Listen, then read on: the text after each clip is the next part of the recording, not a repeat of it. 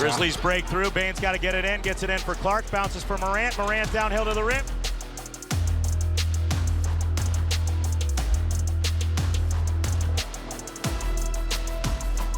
Lays it up. Too strong. Ball game. Warriors win it. Morant didn't get enough body control to lay it in. Warriors win 117-116. Too hard. He was going full speed, bro. Fun as hell, fellas. Come on. Come on. I know. Absolutely. There's certain players who find motivation wherever it is. And I think after game one, Steph probably trying to be good-natured, talking to some of the Grizzlies players, but I think Ja took that and was able to turn it to his advantage.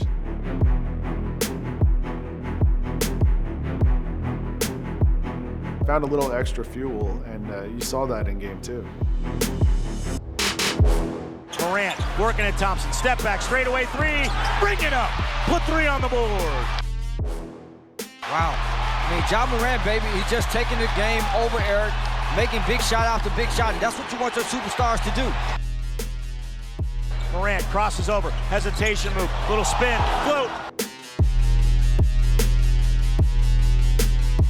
It rattles home. What a move by Ja Morant. Sets, fires, bang. 47 for Ja Morant tonight. 47 points, 7 rebounds, and 8 assists. What exactly did you say to Steph? You know, after game one, he came to me and Jaren and said it's going to be a battle. You know, we're going to have some fun. And I was able to, you know, return that message tonight, saying the same thing. It's going to be a battle, DB. Yeah, it's going to be a battle. Yes, sir. Yes, sir. Game three was tough for this Grizzlies team.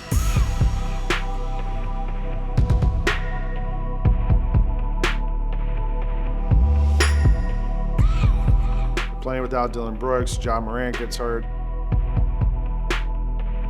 Taylor's getting Ja out of the game. Ja's walking back to the bench gingerly right there. Yeah, very gingerly.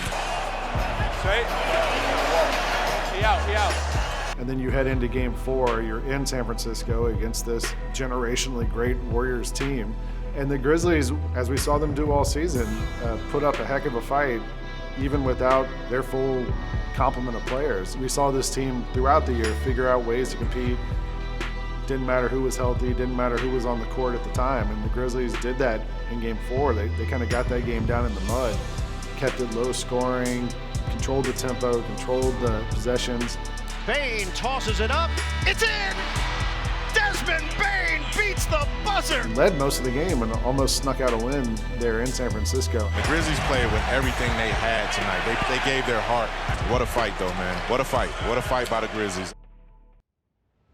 Going into game five, the Warriors had a lead. It felt like things were going their way. The Grizzlies had almost snuck out that win in game four. They were without Ja Morant.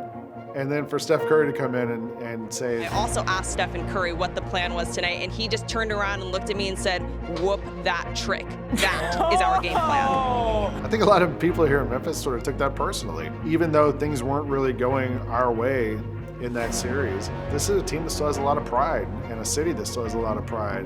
And for Steph Curry to sort of invoke the holy phrase of Grizz fandom, people took that personally and were ready to give it back to him a little bit that night.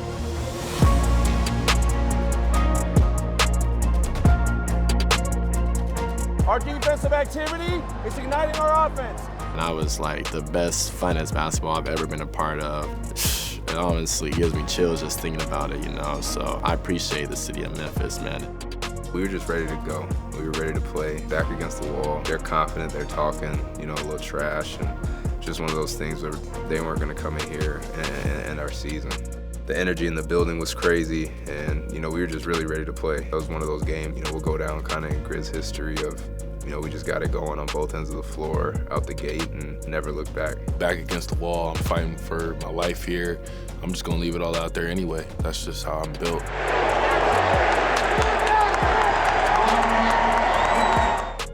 Did you feel like the wait was too long to hear whoop that trick? I mean, the crowd started saying it in like the third quarter, which was cool. Whoop that trick! Just to get all the fans hype and beat the odds right there and get another game, that was great. That was huge. I'll remember that forever. That'll do it. The final tonight in game number 5. 134-95. Grizzlies win it by 39. Great going. Whoop that.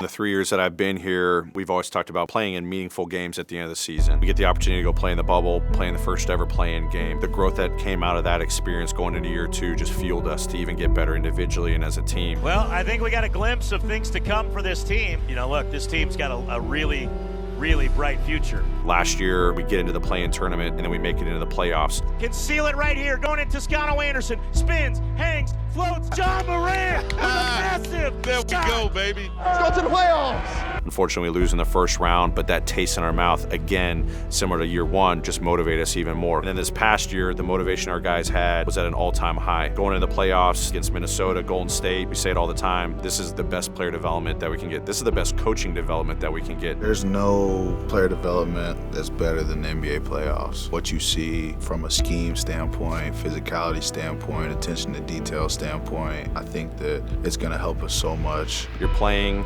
coaching basketball at the highest level this time of year, the extra reps that our guys get in the most meaningful games of the season at the highest level. It's motivation going into year 4 now. You can do anything if you put your mind to it. That's what I'm going to take away. Always know that belief in each other, in yourself, that's going to take you the farthest. That's what I'm going to take away, that we have fun doing it. We put in that work. We got that hunger. We got that grind. Oh, I love your game, boy. You hear me out there? I love your game, boy. A very special group. I was just talking with guys who, been on other teams. The message was basically like you don't see it often. Like you don't see the type of group we have. Man, it's not going to hit until once we start working out again and start building towards next year. Then I feel like I'll be able to reflect and be like, man, this was a special team, a special group. This is by far the most special group I've ever been a part of as a coach. I mean, we accomplished so many things. Franchise records, individual records, division title, making the second round of the playoffs in only our 3rd year. And every year is different. Are you going to have the same team back or not? But you can look at our roster and go, there's going to be a lot of these guys that are going to be in Memphis Grizzlies uniforms for a really, really long time. These guys are super motivated to wanting to be a part of something special. They want to be here. They have fun being here. We're going to be back.